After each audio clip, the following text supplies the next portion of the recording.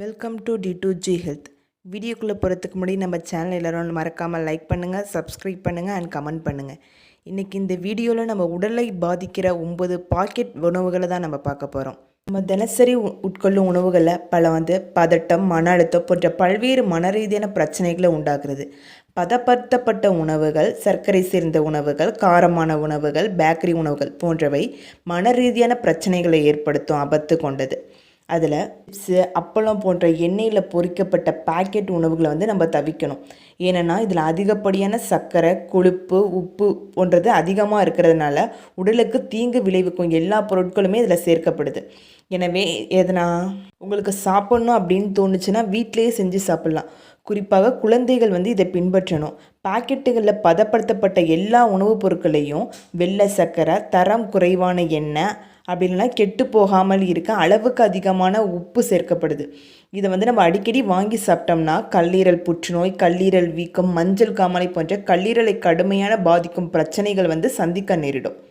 அப்படிப்பட்ட உணவுகள் என்னென்ன, அதில் என்னென்ன இருக்குது அப்படிங்கிறத நம்ம இந்த வீடியோவில் பார்ப்போம். ஃபஸ்ட்டு சுத்திகரிக்கப்பட்ட கார்போஹைட்ரேட்டுகள் மன ஆரோக்கியம், பதட்டம், உடல் பருமன், உயர் இரத்த அழுத்தம், நீரிழிவு மற்றும் இதய பிரச்சனைகளை உண்டாக்குவதற்கு மிக முக்கியமான காரணங்களில் ஒன்று சுத்திகரிக்கப்பட்ட கார்போஹைட்ரேட் உணவுகளை அதிகமாக எடுத்துக்கொள்கிறது தான். சுத்திகரிக்கப்பட்ட கார்போஹைட்ரேட் உணவுகளை நம்ம தவிர்த்துட்டு முழு தானிய உணவுகளை அதிகமாக எடுத்துக்கொள்வது நம்ம உடலுக்கு நல்லது.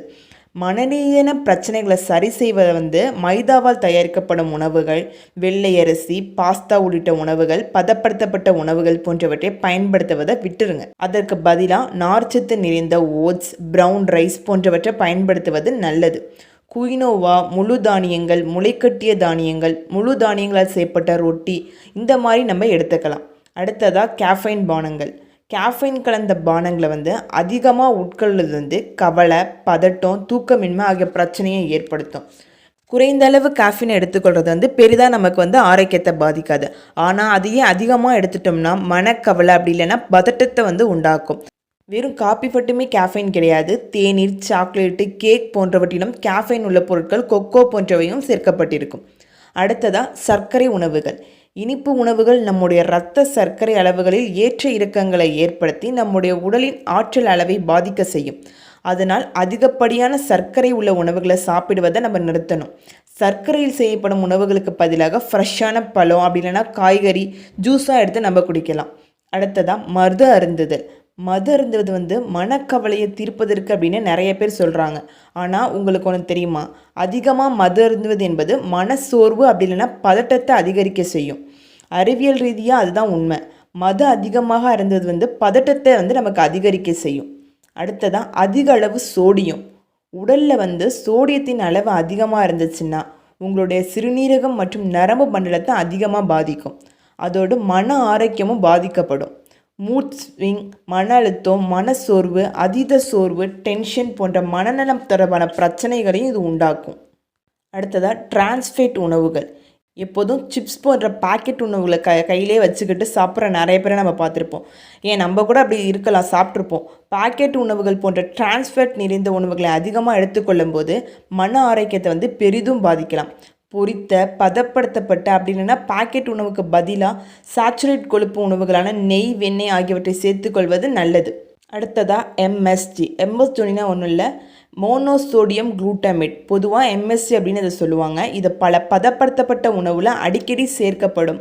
சுவையை அதிகரிக்கும். இந்த சேர்க்கை உடலில் வீக்கத்தை அதிகரிக்கும், கல்லீரல் பாதிப்பு, உடல் பருமன் மற்றும் சில தன்னுடல் தாக்க கோளாறுகளோட அபாயத்தை அதிகரிக்கும்.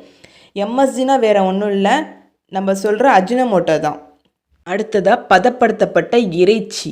பதப்படுத்தப்பட்ட இறைச்சி நம்ம அதிக அளவில் பயன்படுத்தும் போது பல உடல்நல பாதிப்புகளை நமக்கு ஏற்படுத்துது. குறிப்பாக பதப்படுத்தப்பட்ட உணவுப் பொருட்களில் சோடியம் நைட்ரேட் அதிக அளவில் உள்ளதுனால நம்ம சாப்பிடும்போது நமக்கு சர்க்கரை நோய், தைராய்டு, உயர் இரத்த அழுத்தம், புற்றுநோய் உள்ளிட்ட நாள்பட்ட உடல்நல பிரச்சனைகளை நமக்கு ஏற்படுத்துது. அடுத்ததாக வெள்ளை சர்க்கரை. ஜாம், ஜெல்லி, இனிப்பு தின்பண்டங்கள் மற்றும் பேக்கரி பொருட்கள்லாம் அதிக அளவு வெள்ளை சர்க்கரை சேர்க்கப்படுகிறது.